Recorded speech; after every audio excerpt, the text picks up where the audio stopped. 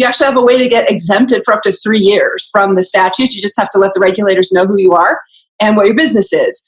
Probably the most important bill is the one that may not be applicable as much to businesses, to startups in this space, but it's really important to everybody in this space, which is we defined the rights and obligations under the law of parties in a crypto transaction. Why is that important? Because again, if you get into a legal dispute, the crypto falls into the gray area in the United States, and you don't really know how a judge is going to act. So having some certainty on how a judge is going to look at the rights and obligations of parties to a transaction that ends up in a dispute, that's huge. It may or may not be relevant to your business, but it's a pretty basic protocol layer of the legal system topic, right? It's very boring, but it's actually in every transaction commercially that we do, that's governed by commercial law.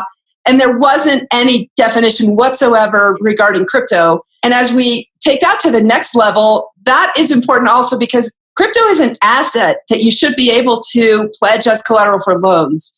And so there was no clarity on how to perfect a security interest, which is what lawyers call creating an enforceable lien against collateral. So basically all the crypto lenders are just doing it by contract. But frankly, if there's a dispute, you're back to that legal uncertainty, and a judge isn't necessarily going to respect your contract if he doesn't think it complies with the law, right? So this is pretty basic, but really important stuff. And that all feeds into what we're doing then with the Special Purpose Depository Institution and crypto custodians in Wyoming. Now that's really, really interesting. I want to get to that in a moment, but what's the ideal type of startup, of company that you want to attract? Is there a specific type that you think it's ideal? No, any and all. Anybody who wants to take advantage of a low tax state that gives you definition in the statutes for crypto and exempts you from money transmission license requirements for being here. I know that basically that describes pretty much 99% of the crypto startups that are looking to be onshore in the United States. The tax point, it is worth saying, being a state within the United States, you're not exempt from federal taxes. So you still have to pay the federal taxes, but the state taxes do not apply to crypto in Wyoming. That's very clear. Great. For everyone out there, I'm not a lawyer, but you all have to consult with your tax attorneys, your attorneys, your regular things for your, because if you're not domiciled and actually operating in business in Wyoming, you may have to register as a foreign corporation. That's what we have to do here in California, which is just such a mess and a disaster anyway.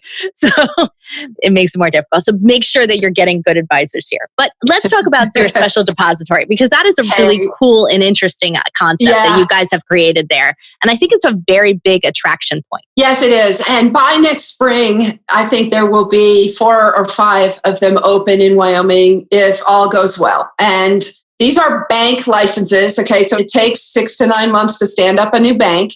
And they have to go through a Federal Reserve process too, because the law requires them to get what's called a Fed master account. So I'm definitely letting everybody know this is not a sure thing. These are not simple processes, but there is a group of 5 that have indicated an interest in applying. Applications just opened last week. There's nothing to announce yet, but I think you're going to see over the next several weeks a couple of companies actually announcing that they applied. What's special about it? Lots of things. We really nailed it. And I was just on a call today, a continuing legal education call with lawyers from Debevoise in New York, talking about all the issues in crypto. And in part, thanks to them, we addressed all of them in crypto, all of the issues in crypto custody. So what's special about it? Some of your listeners are probably going, what the hell are we doing setting up a bank that's a custodian of crypto? Yeah, that seems kind of counterintuitive. Totally. It's 2 things. One, these will be the first actual banks that crypto industry itself controls, because these are crypto companies applying for the license. And they get their own Fed master account, which means that they don't have to worry about losing access to basic banking services, which has been a perennial problem in this industry. It's pretty much for all startups kind of a given that you have to have 2 or 3 bank accounts. I've watched it happen with startups where you lose access to a bank and literally you're out of business.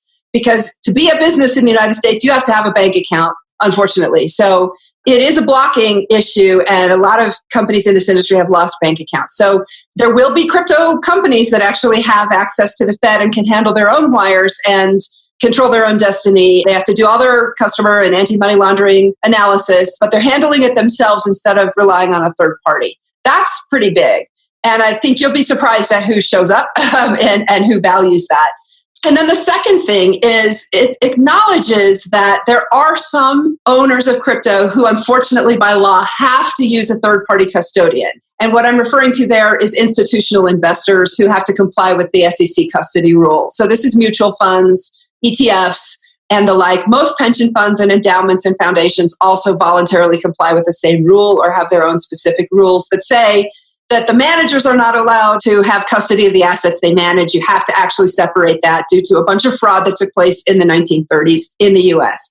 So, I look at blockchain technology and say that's your custodian right there. But the SEC doesn't agree with that. And until that law changes, which is not likely to happen anytime soon, then any institutional adoption beyond hedge funds or venture capital funds, which are the highest risk, portions of the institutional market, it's impeded by not having a qualified custodian. So we specifically set up a bank.